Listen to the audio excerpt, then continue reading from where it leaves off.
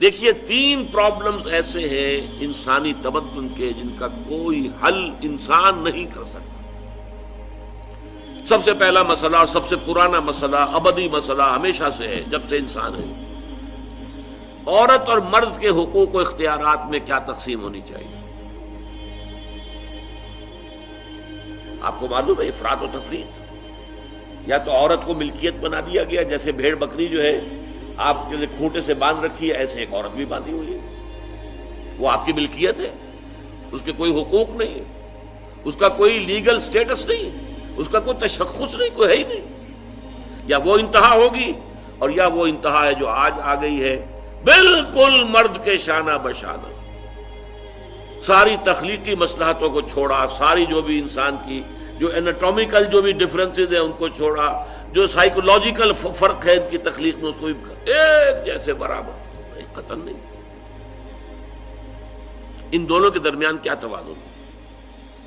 یا وہ لونڈی بن گئی، بھیڑ بکری کی طرح کی ملکیت بن گئی، اس کا کوئی حق نہیں، اس کا کوئی لیگل سٹیٹس نہیں، اس کے والدین نے جہاں چاہا شادی کر دی، اس کی مرضی پوچھنے کا کوئی سوال ہی نہیں، جس کے چاہا حوالے کر دیا۔ وہ آج جو چل رہی ہے ونی کی رسم، وہ عورت کا کیا اختیار، اس کے اندر اس بچیوں کا کیا اختیار ہے؟ وہ 1.5 سال کی ایک بچی بھی دے دی گئی ہے، انا للہ و انا الیہ راجعون، جو چاہے کرے۔ یہ تو ایک انتہا ہے۔ دوسری انتہا بالکل برابر، نتیجہ کیا نکلا ہے؟ بالکل برابر میں خاندانی نظام برباد ہو گیا، اس لیے کہ ایک ادارے کے 2 سربراہ برابر اختیار والے نہیں ہو سکتے۔ کسی محکمے کے 2 ڈائریکٹر ہو سکتے ہیں، کسی فرم کے مینیجنگ ڈائریکٹر 2 ہو سکتے ہیں، ڈائریکٹر 10 بنا لیں آپ، مینیجنگ ڈائریکٹر 1 ہوگا، کسی فرم کا چیئرمین 1 ہوگا، 2 نہیں ہو سکتے کسی بھی ادارے کے۔ اگر 2 بنا دیں گے فساد ہوگا، جھگڑا ہوگا، ان دونوں کے درمیان رسا کشی ہوگی۔ یہی تو ہمارا سب سے بڑا مسئلہ بنا ہوا ہے۔ پاکستان کا مسئلہ کیا ہے؟ ہم نے پارلیمانی نظام اختیار کیا ہوا ہے، انتہائی بیہودہ نظام، غیر منطقی نظام۔ آپ نے 2 بڑی بڑی سیٹس کریٹ کر دی، ایک ہیڈ آف دی اسٹیٹ ہے، ایک ہیڈ آف دی گورنمنٹ ہے۔ اب ان دونوں کے درمیان حقوق اور فرائض اور اختیارات کا کیا تقسیم ہوگی؟ ہو ہی نہیں سکتی۔ یا سارا کچھ صدر کے پاس جائے گا اور وزیر اعظم جو ہے وہ جونیجو کی مانند وزیر اعظم بن جائے گا، یا سارا کچھ وزیر اعظم کے ہاتھ میں ہوگا اور صدر جو ہے چودھری فضل الہی بن جائے گا، کہ جس کو وہاں ان کی دیواروں پر لکھا گیا تھا رہا کرو انہیں، چودھری فضل الہی کو رہا کرو، یہی ہوگا۔ تو ایک گھر کے 2 جو ہیں 2 سربراہ نہیں ہو سکتے، خاندانی ادارہ تباہ ہو چکا ہے۔ اور جیسے کہ یہ آپ کو کہاوت ہے کہ جس بلی کی دم کٹ جائے وہ چاہتی ہے کہ تمام بلیوں کی دمیں کٹ جائیں۔ یورپ میں، امریکہ میں برباد ہو گیا خاندانی ادارہ، آج وہ تلے ہوئے ہیں کہ مشرق میں اور خاص طور پر مسلمان ممالک میں ابھی اگر کچھ انٹیکٹ ہے یہ خاندانی ادارہ، کچھ خاندانی اقدار ہیں جو برقرار ہیں، کچھ والدین کی عزت اور عظمت اور کچھ ان کا احترام اور ادب اور خدمت کا مادہ ہے جو برقرار ہے۔ چاہتے ہیں کہ ختم ہو جائے، تباہ و برباد ہو جائے۔ والدین بوڑھے ہو گئے تو پھینکو ان کو اولڈ ایج ہاؤسز کے اندر، اولڈ ہاؤسز میں، گھر میں کائے کو رکھنا ہے؟ نوجوان جوڑا ہے، اس کے خامخواہ ان کی خواہشات اور ان کے معمولات میں بیچ میں آڑے آنا۔ بوڑھی ماں جو ہے بولے بغیر رہے گی نہیں، دنگا فساد ہوگا تو رکھو اس کو وہاں پر اولڈ ہاؤس کے اندر، اللہ اللہ خیر سمجھ۔ یہ ہے اصل میں مسئلہ۔ اب عورت اور مرد کے درمیان کیا توازن ہو، انسان نہیں سوچ سکتا۔ دیکھیے انسان یا مرد ہوگا یا عورت ہوگی۔ مرد سوچے گا تو وہ اپنے اعتبار سے سوچے گا، عورت کی نفسیات کیا ہے، عورت کے احساسات کیا ہیں، اس کو کیا پتا ہے۔ عورت سوچے گی تو اپنے اعتبار سے سوچے گی، مرد کے احساسات کیا ہوتے ہیں، مرد کی نفسیات کیا ہوتی ہے، اسے کیا پتا ہے۔ لہذا یا ادھر کا ہوگا یا ادھر کا معاملہ ہوگا۔ ایک ہی ذات دے سکتی ہے آپ کو نظام، جو مرد کی بھی خالق ہے عورت کی بھی خالق ہے، اسی نے بنایا دونوں کو، اور دونوں ہی اس کے لیے اولاد کے مانند ہیں۔ یہ حدیث نبوی کا ترجمہ کر کے بتا رہا ہوں آپ کو۔ حضور نے فرمایا الخلق عیال اللہ، یہ خلق جو ہے مخلوق ہے، یہ اللہ کے کلبے کے مانند ہے۔ تو مرد بھی اللہ کے اس کنبے میں شامل ہے، عورتیں بھی شامل ہیں. اس نے نظام دیا، شادی بیاہ کے یہ قوانین ہونے چاہیے، طلاق وغیرہ کا یہ مسئلہ ہونا چاہیے. یہ سارا ضابطہ جو دیا ہے وہ اس لیے دیا ہے کہ یہ انسان اپنے ذہن سے نہیں سوچ سکتا.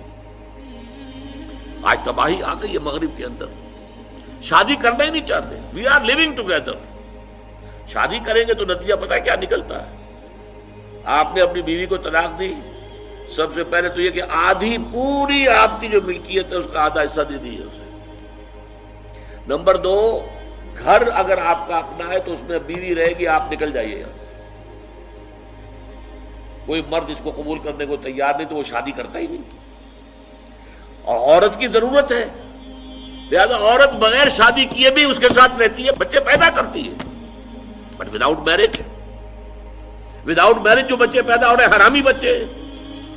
تو پچھلے سال صدر کلنٹن نے کیا کہا تھا؟ اس کا جو اپنا خطاب تھا نیو ایئرز ڈے کا، وہ خطاب کیا تھا؟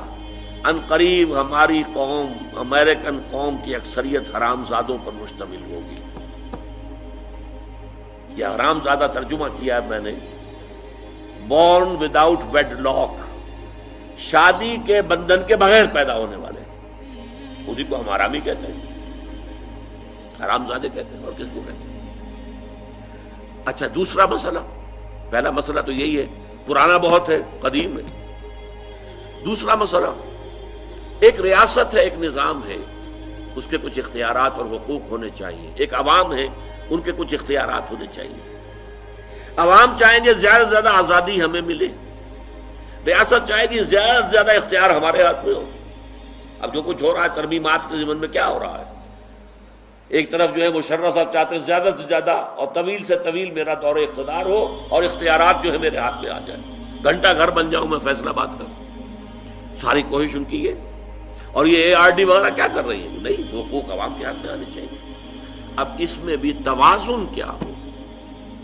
یا ٹوٹلیٹیرین سٹیٹ وجود میں آ جاتی ہے جو رشیا میں تھی، USSR میں تھی، عوام کے کوئی حقوق نہیں، no freedom of speech, no freedom of association. نہ تم اپنے خیالات کا اظہار کر سکتے ہو، نہ تم کو جماعت بنا سکتے ہو. یہ نظام تھا. کام کرو، ویجز لو، بس اللہ اللہ خرص اللہ. حیوانوں کی طرح پر کہ صرف راتب دے دیا جائے گا، باقی تمہیں کوئی تمہاری ایکسپریشن، کوئی اپنے خیالات کا اظہار، کوئی فریڈم آف ایسوسیشن نہیں. امریکہ دوسری انتہا پر، مادر پدر آزاد. 2 مرد شادی کرنا چاہتے کر لیں، ایک مرد بیوی ہو جائے گا اور ایک مرد شوہر ہو جائے گا. لیگلی قانون کے نزدیک ریکگنائزڈ ہوگا. ایک آزادی کی وہ انتہا ہے. گیز، ہومو سیکشولز، وہ وہاں جلوس نکالتے ہیں، بڑے ٹھاٹ سے نعرے لگاتے ہوئے گزرتے ہیں. وہ ہنستے ہیں، ہم لوگوں پر ہنستے ہیں، یہ پاگل لوگ ہیں یہ جو اس کو ہومو سیکشولیٹی کو بری شے سمجھتے ہیں. اور نیو یارک کا جو میئر ہے وہ لیڈ کرتا ہے پروفیشن. کیوں کرتا ہے؟ اسے اگلا بھی الیکشن لڑنا ہے اور گیز کے ووٹس بہت ہیں. اس سے اندازہ کیجئے کہ کتنی پرسنٹیج وہاں گیز کی ہو چکی ہے، ہومو سیکشولز. یہاں تک کہ طے کر دیا گیا ہے مذہبی میدان میں بھی گیز کو اجازت ہے، وہ پادری بن سکتے ہیں. گیز ہیں، ہومو سیکشولز ہیں. فطرت کے خلاف کام، کیا وہ آزادی ہے؟ تو کہاں ہے بیلنس؟ انسانی ذہن کے لیے ناممکن ہے اس بیلنس کا تلاش کرنا. نمبر 3، سرمایہ اور محنت. پروڈکشن جو بھی ہوتی ہے 2 چیزوں سے ہوگی. سرمایہ دار تھا، اس نے کارخانہ لگایا ہے، اتنے کروڑ روپے لگا دیے ہیں، یہ کیا ہے، وہ کیا ہے، یہ سرمایہ ہے. لیکن وہ کیا کر لے گا اکیلا؟ 10,000 آدمی کام کر رہا ہے، لیبر ہے. اب جو کچھ بھی بن رہا ہے، جو پروڈکٹ بن رہا ہے اور جو اس سے آمدنی ہو رہی ہے، اس میں دونوں کے حصہ ہے، لیبر کا بھی حصہ ہے اور سرمایہ کا بھی حصہ ہے. لیکن منافع میں کتنا حصہ سرمایہ کا ہوگا، کتنا لیبر کا ہوگا، کون طے کرے گا؟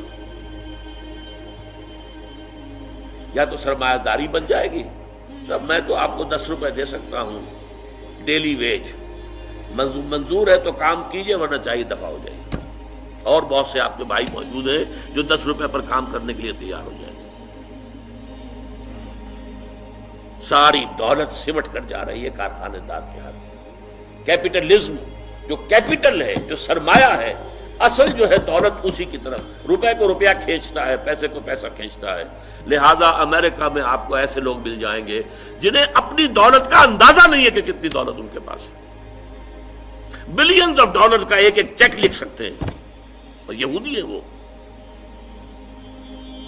دوسری طرف امریکہ میں آپ کو گھیٹوز مل جائیں گے، گھیٹوز، اور ایک ہی جزیرہ ہے مینہٹن، کوئی 11 میل لمبا ہے، چوڑائی کہیں 2-3 میل ہے، کہیں ذرا زیادہ ہے۔ اس کے ساؤتھ میں جہاں یہ 2 بڑے بلڈنگیں کھڑی تھی جو گرائی ہیں، جو بھی تھے دہشت گرد، یہاں پر یہ اس کا ریچسٹ حصہ ہے، پوری دنیا کی دولت یہاں جمع ہے، سارے بینک وہاں ہیں۔ اور اسی جزیرے کے شمالی علاقے کے اندر گھیٹوز ہیں، افرو امریکنز، کالے امریکی، یوں سمجھیے کہ سب ہیومن لیول پر رہ رہے ہیں، حیوانوں کی طرح زندگی گزار رہے ہیں۔ یہ ڈسپیرٹی نظر آ جائے گا۔ تو اب عدل و انصاف کی کیا شکل ہو؟ یا وہ ہے جو رشیا میں اور USSR میں تھا، یا یہ ہے جو امریکہ میں اور اس کے الائز کے اندر ہے۔ یہ ہے وہ مسئلہ جہاں انسان ہاتھ جوڑ کر، گھٹنے ٹیک کر اللہ سے دعا کرنے پر مجبور ہے، اے اللہ تو نے مجھے فطرت سلیمہ بخشی، اے اللہ تو نے مجھے عقل سلیم سے نوازا، اے اللہ میں نے تجھے پہچان لیا کہ کل شکر اور کل ثنا کا مستحق تو ہی ہے، اے اللہ میں نے تجھے پہچان لیا کہ تو تمام جہانوں کا پروردگار اور مالک ہے، اے اللہ میں نے تجھے پہچان لیا جزا و سزا کے دن کا مالک و مختار مطلق تو ہے، اے اللہ میں نے طے کر لیا ہے تیری ہی بندگی کرتا ہوں اور کروں گا، اور تو ہی سے مدد چاہتا رہوں گا، لیکن اے اللہ میں مجبور ہوں، میری عقل جو ہے میرا ساتھ نہیں دیتی، کروں کیا، چلوں کس راستے پر، کون سے راستے پر؟ یہ عملی حصہ ہے دین کا، وہ سارا تھا فکری، نظری، ایمانی حصہ، الحمدللہ رب العالمین الرحمن الرحیم مالک یوم الدین، یہ کیا ہے؟ یہ ایمانی، فکری، نظریاتی حصہ ہے۔ عملی حصہ کیا؟ اہدنا الصراط المستقیم، ہمیں سیدھے راستے کی ہدایت بخش، صراط الذین انعمت علیہم، راستہ ان کا جن پر تیرا انعام ہوا، تیرے پسندیدہ بندے جو ہوئے، غیر المغضوب علیہم، جو مغضوب علیہم نہیں ہوئے، ان پر تیرا غضب نہیں آیا، غصہ نہیں آیا، ولا الضالین، اور نہ ہی وہ سیدھے راستے سے بٹ گئے۔ یہ ہے سورہ فاتحہ کا مقام۔ گویا کہ اصل میں یہاں پر قرآن مجید، اس کے اصل مخاطب کون ہے؟ وہ سلیم الفطرت لوگ، وہ سلیم العقل لوگ، جنہیں قرآن کہیں کہتا ہے الذین یعقلون، کہیں کہتا ہے الذین یفقہون، کہیں کہتا ہے اولو الالباب، ہوش مند لوگ۔